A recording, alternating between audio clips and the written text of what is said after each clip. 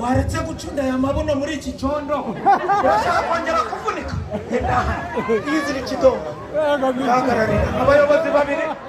abayobozi babiri ni mama yamu ndakubaza wowe urakora ikintu nk'abandi ngewe rwose bavandi sanga nyoko ngewe ikibazo nyivuye mu muzima magambo make ngewe uyu mugabo n'uyu mubyeyi n'abarabana ngewe n'ubwa mbere musaza mu bungi rwose no kuri kwimana ariko ikibazo gihari barangaye magambo make nsobanurira urakora ikintu hano mu rugo rw'abandi ko ngenda kuzi situziranye ikibazo cyabaye kubesha abantu gukora telefone aho ubuziba ikibazo cyabaye n'uyu mwana twari twabaye inshuti noneho kandi mukunda urukundo ruzira uburyarya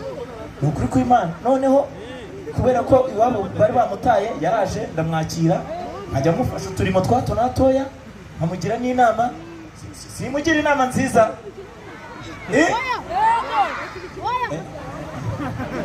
noneho nuko abo bana nyine bamaze gusobanukirwa niyo mpamvu babyanze ariko n'ubundi nari mfitiye umutima mwiza no kuri kw'Imana nkunda kubaza